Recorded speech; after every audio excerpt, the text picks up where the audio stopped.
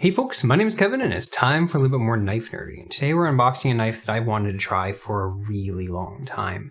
This is the Richard Rogers Knives OEM Slim Utility. And yeah, so to unbox it, we're going to use the thing I just opened up, the Kvist Blade Works Variant PE. And I am blown away by just the quality that QSP did on this. Anyway, let's get inside before we start talking.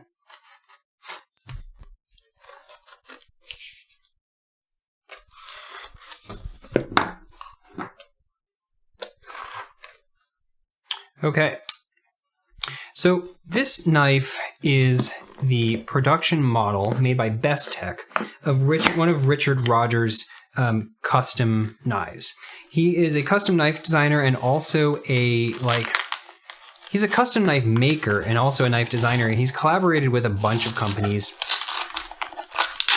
He has some famous collabs with like CRKT. He's the guy who designed the CEO, for example. And that is based on a custom knife that he made called the Exec.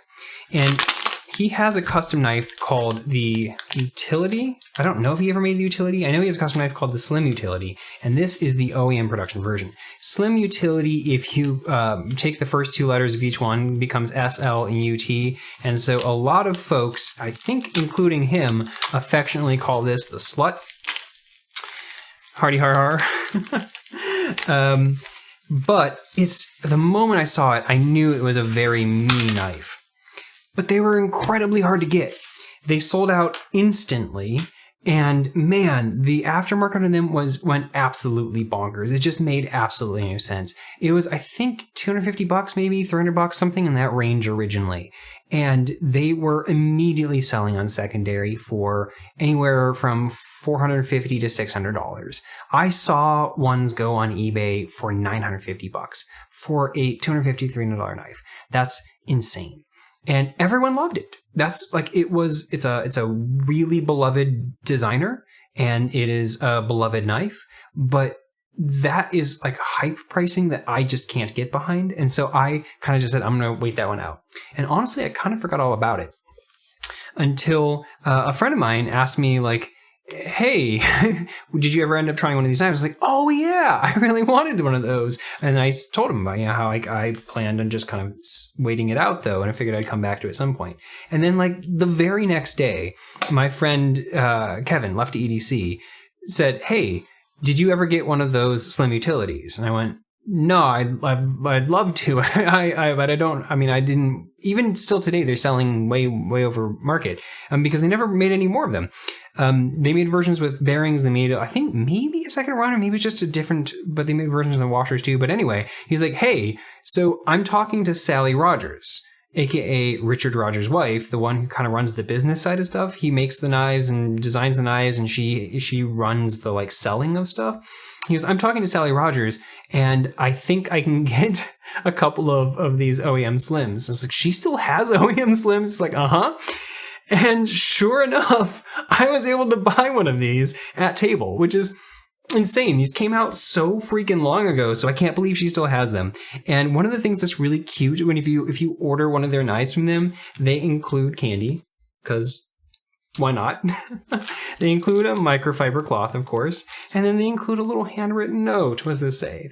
Kevin, thank you for your order. We really like this OEM. And thank Kev as well. Take care, Sally and Richard. That is so cool. Okay. Not only did she have not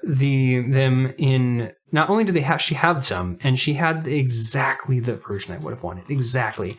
They came in a really like this one is Sally approved, so I know that it has been QC'd. That's cute.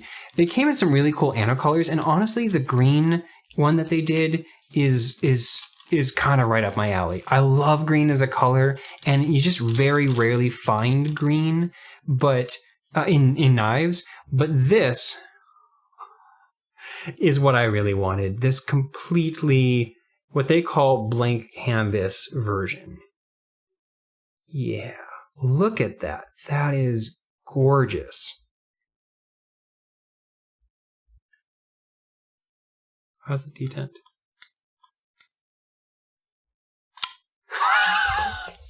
Yes. Okay. So this is, there's a little bit of oil on it. Let me wipe that off real quick. This is the Richard Rogers OEM Slim. And this is such an incredibly me knife. This is a very sleek, slim, small, I think it's under 3 inches, blade, like low tip, just all around utility kind of blade knife. And it has milling just the way I like. It's got an interesting way of doing pocket clip where it uses barrel spacer standoffs the way that like Olamic uses. And it's got the entire show scale here is milled out as big of a pocket as it possibly can be. And it's a big pocket on top. So this is a super duper lightweight knife. How's the action on this? It feels a little dry a little bit. Yeah, it sounds a little dry too. But I love it. Yes, I love it so much. This is exactly what I wanted this to be. Okay, how does this fit in my hand? I love this. This is exactly what I wanted it to be. Okay, one thing I am noticing is that this right here, so this is where they did a sharpening toil. And I will say that the plunge grind isn't the best. The plunge grind is coming to right at the end of the sharpening toil. And so you can see, you're not going to be able to see for this kind of view, but I can see that the knife is ever so slightly curling down at the end, right, this tip, which means that it's already kind of hitting that plunge grind a little bit. But anyway, where I was going is that at the end of the sharpening toil, this comes back right here to meet the handle. And when this closes, that right there closes on your finger. And so it's one of those things where if I have it up here, that's how far it'll drop shut. If I have it down here, it'll drop shut all the way down to that. But either way, this is such an incredibly light blade that even if this like falls directly onto your finger, it's not pinching or like that falling onto my finger. Sometimes that will pinch on a knife. And this just isn't a heavy enough blade for that to matter. And yeah. Oh, I love it. So it's got a kind of a light detent. Like this is reasonably light, but if you hear, it's light, but it's doing that kind of crisp thing, which means I assume this is very deep detent ball engagement, like basically all the way. And so that means that the lock bar pressure is really light. Yep. Okay, so this is that kind of knife that's doing that combination of a very light lock bar pressure, but very, very deep engagement. And so you get a nice little pop as it comes out, and you get that super duper just easy to close action. It's not going to, I mean, maybe if it was tuned and maybe if it was lubed, maybe it would fall free on its own, but this is such a thin blade.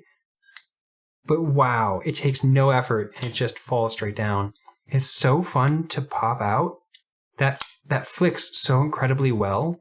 It's got this cool milling inside of the handle there, which gives you traction, because this is the kind of thing where it's kind of like a fuller, where you push your finger into this pad, and then you're pushing up against this edge. There's a nice little crisp edge right here, and that, with the traction combined from those lines, means that it's super easy to do that. It makes a really fun noise when it pops out. Yeah, it's got like a clunk.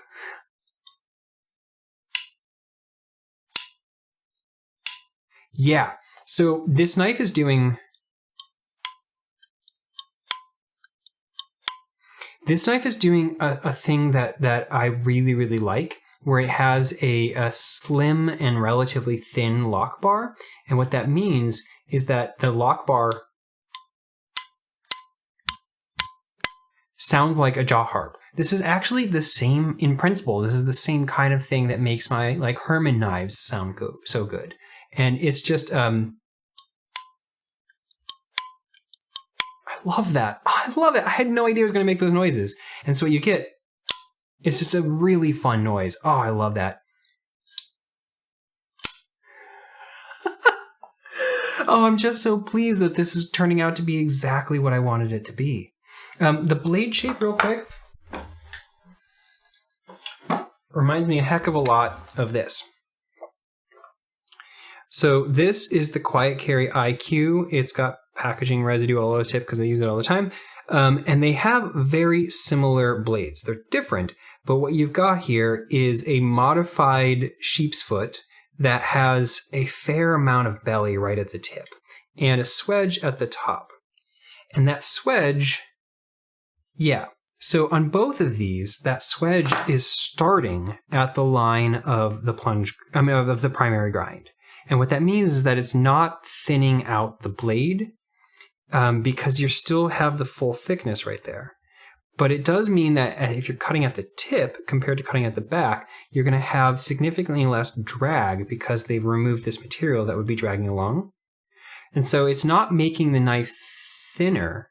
It's just going to reduce friction as you cut through.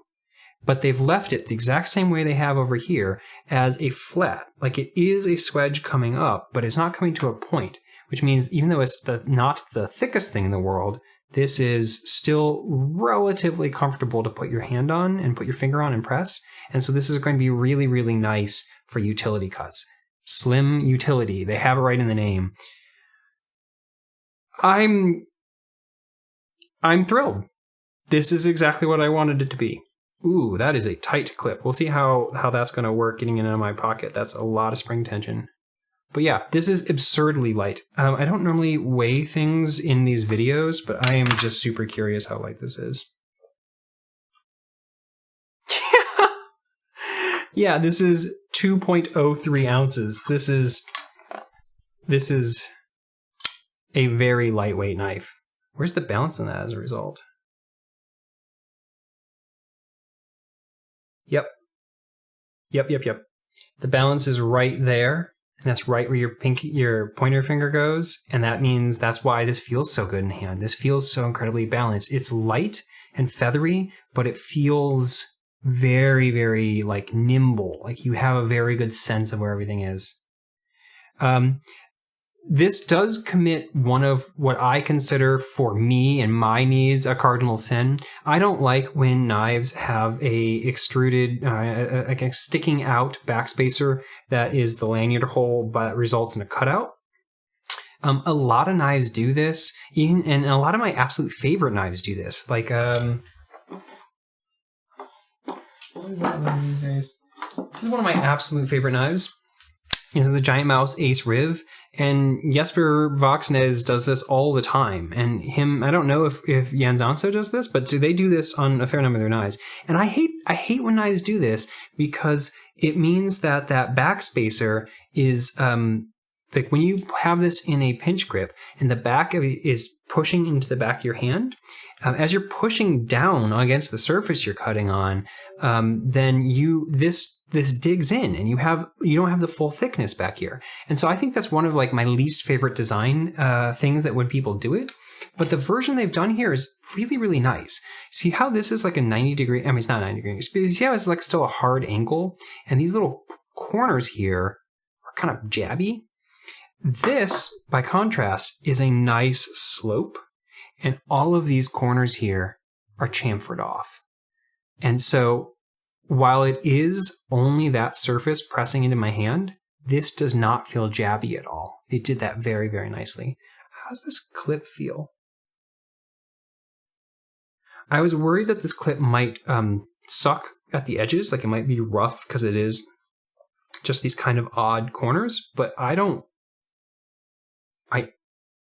honestly don't feel it. It doesn't feel like there is a clip. That's kind of wild. I almost always feel clips, and this one's hitting just perfectly. Oh yeah, from my particular hand, this little ramp bit right here is hitting right into this nook, and so it like melts into my hand. That's not going to be true for everyone's hand. For my particular hand, I wear medium-sized gloves. This is perfect. I'm just so freaking excited. I cannot believe that these still were sitting around, and I cannot believe that I got access to one of them, and I cannot believe that it is in every way exactly what I wanted it to be. So huge thank you to Kevin for organizing this for me, and huge thank you to Sally for allowing me to buy one of these off you and sending it to me, and all of these like sweet messages and everything like that. And yeah, I forgot to mention something. So a lot of people even completely miss this, but in addition to including a spare set of screws, which is cool, what that allows you to do, these are shorter, that allows you to take this clip off. And if you wanted to not use the clip, you wouldn't be able to just use these same two screws because they're long enough to be able to fit that spacer. So these screws replace that and let you go clipless. And that's the thing that's like really kind of fun, is underneath this part, you pull this out, they include this leather slip. And this is so soft. And so if you do want to go clipless, you can ride this in here. I mean, even with the clip in, it fits just fine. But how freaking nice is that? That is such a nice added bonus. Anyway, it's so rare that knives come with cases or slips like this, and especially for free. And because they hide them underneath this, I've heard lots of examples of stories about people just completely missing that this was ever there in the first place. Anyway, thank you for watching, and I'll catch you next time.